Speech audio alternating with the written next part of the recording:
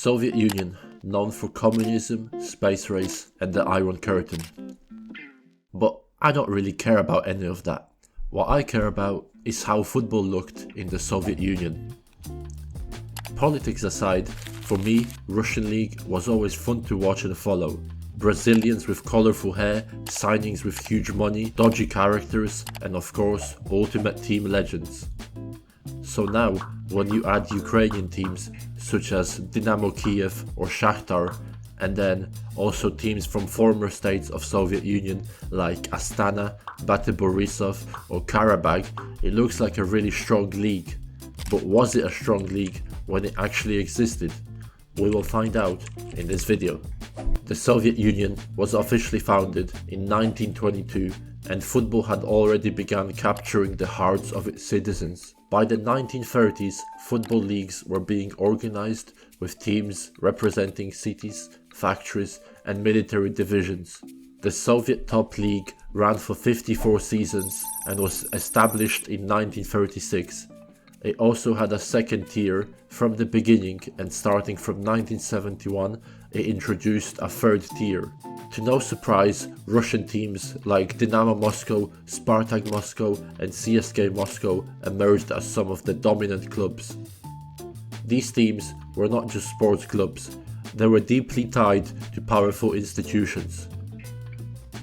Dynamo was linked to the police, Spartak was represented by trade unions, and CSKA was affiliated with the military. Other Moscow teams which participated in the league were Torpedo Moscow, which was represented by car workers, and Lokomotiv Moscow.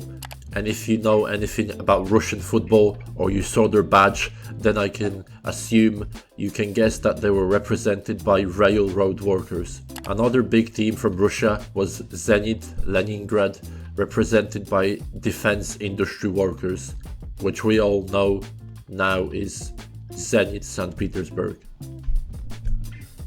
These are all pretty standard teams that I'm sure you are used to see dominating in the Russian league. However, they were challenged by Ukrainian teams, mainly Dynamo Kyiv, which was the main team not only of Ukraine, but the Soviet national team. Many Ukrainian teams fought over the years to be known as the second team of Ukraine, including the home of Brazilians in modern times, Shakhtar Donetsk, and the team that doesn't exist anymore, Dnipro. Apart from that, we also had Zorya or Metalist Kharkov. When it comes to other republics, the fan interest and government support became concentrated into a single club, usually based in the republic's capital city.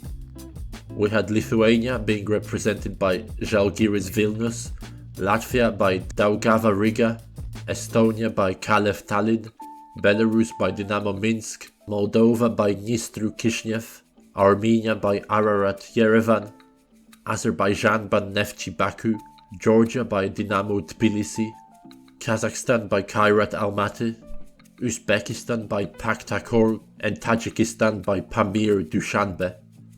All of these teams played in the Soviet top division at some point throughout their history. Turkmenistan and Kyrgyzstan were also represented in the Soviet football pyramid, but they never had a team playing in the top division.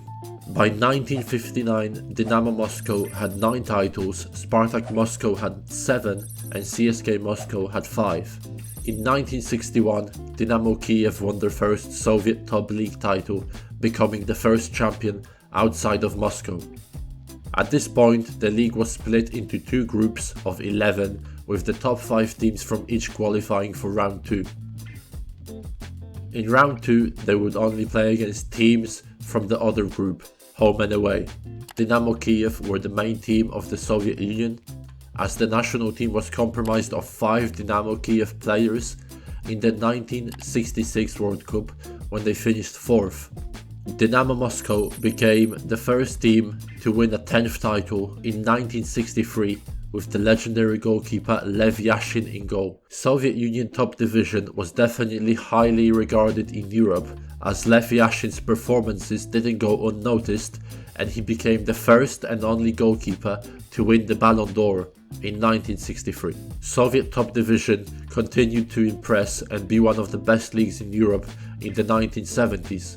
From the 1970s, the structure of the competition solidified with 16 teams. The 1970s definitely belonged to Ukrainian teams, as Dynamo Kyiv won few titles, Shakhtar Donetsk emerged as one of the rivals, and Zorya managed to win their first title. Oleg Blokhin bursted on the scene. I burst onto the scene, didn't I? Becoming the top goal scorer of the division 4 times in a row, helping Dynamo Kyiv to win the UEFA Cup Winners' Cup in 1975.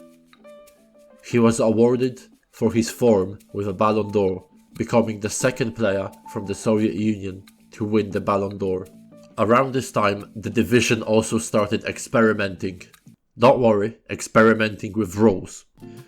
One uniquely Soviet innovation around this time was the draw limit, whereby a team would receive 0 points for any draw in excess of a fixed number. First 8 and then 10. I think Juventus would hate this rule. Another experiment to resolve drawn games by penalties lasted only 1 season, in 1973. That season was also the first and only time an Armenian team won the Soviet League.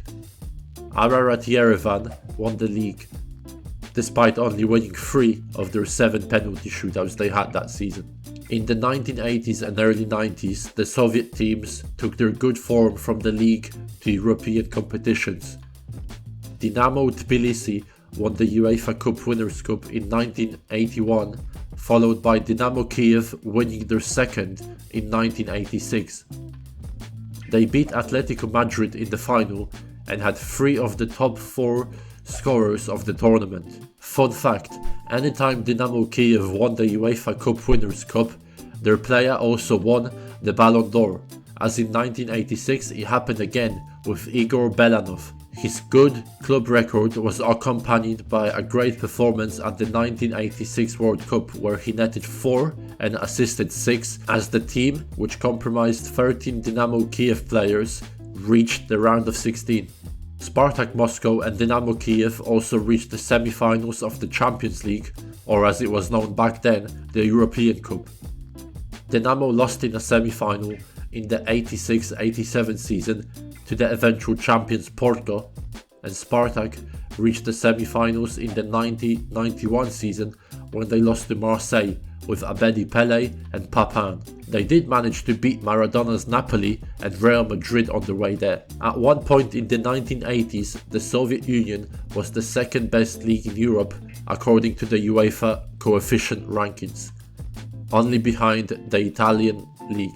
The last years before the fall of Soviet Union were dominated by Spartak Moscow and Dynamo Kyiv, as they traded league wins to become the team with the most overall league titles. That team turned out to be Dynamo Kyiv, as they finished with 13 titles overall, 1 more than Spartak Moscow. I don't think Putin would be too happy with that.